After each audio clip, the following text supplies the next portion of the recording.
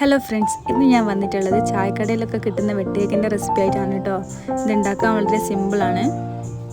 അതിനായിട്ടൊരു മിക്സിയുടെ ജാറിലേക്ക് 1 കപ്പ് പഞ്ചസാര, 2 ഏലക്കായുടെ കുരു, ഒരു പിഞ്ച് ഉപ്പ്, ഒരു മുട്ട എന്നിവ ചേർത്ത് നല്ലതുപോലെ ഒന്ന് അടിച്ചെടുക്കണം. ഇനി ഒരു പാത്രത്തിലേക്ക് 2 കപ്പ് മൈദ,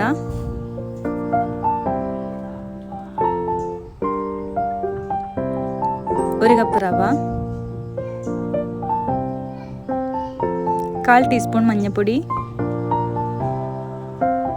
1 ടീസ്പൂൺ ബേക്കിംഗ് സോഡ, 2 ടീസ്പൂൺ നെയ്യ്. ഇനി നമ്മൾ അടിച്ചു വെച്ചിരിക്കുന്ന ആ മുട്ടയുടെയും പഞ്ചസാരയും മിക്സ് നമുക്കിതിലേക്ക് ഒഴിച്ചു കൊടുക്കാം. ഇനി നല്ലതുപോലെ ഒന്ന് കുഴച്ചെടുക്കാം കേട്ടോ.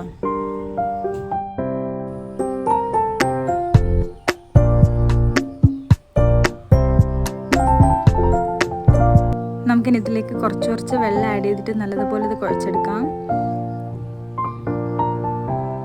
മാവ് അധികം ലൂസായി പോകരുത് കേട്ടോ. അത് കുറച്ച് വെള്ളം ഒഴിച്ചിട്ട് നമുക്ക് നല്ല സോഫ്റ്റ് ഡൗ ആയിട്ട് കുഴച്ചെടുക്കാം.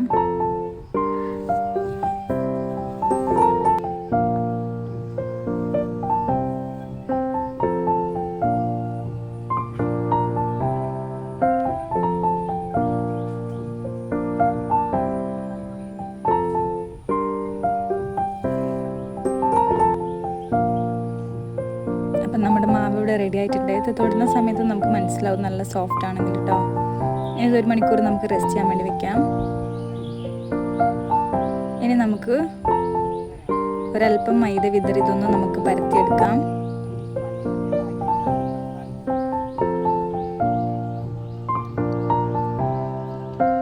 അധികം കട്ടി കുറച്ച് പരത്തേണ്ട ആവശ്യമില്ല കേട്ടോ. കുറച്ച് കട്ടി വേണം നമുക്കിതിന്. ചെറുതായിട്ടൊന്ന് പരത്തിയെടുക്കാം.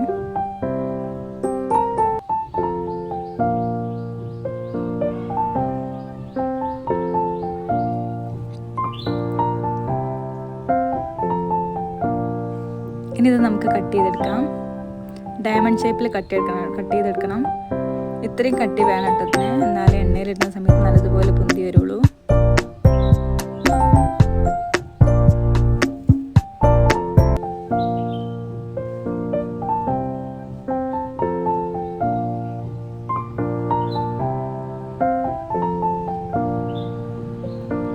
ഇനി കട്ട് ചെയ്ത് വെച്ചിരിക്കുന്ന മാവിൻ്റെ 2 സൈഡും ഒന്ന് വരഞ്ഞു കൊടുക്കാം.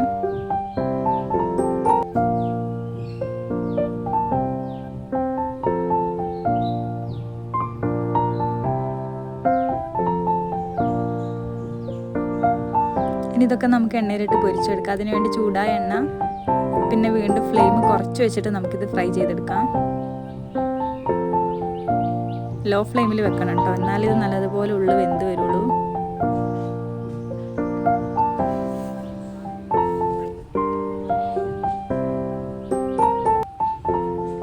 രണ്ട് സൈഡും മറിച്ചിട്ടിട്ട് നമുക്കിതൊന്ന് വേവിച്ചെടുക്കാം.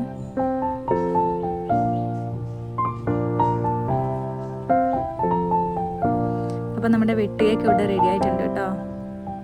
ഈ റെസിപ്പി എല്ലാവരും ഒന്ന് ട്രൈ ചെയ്ത് നോക്കണേ.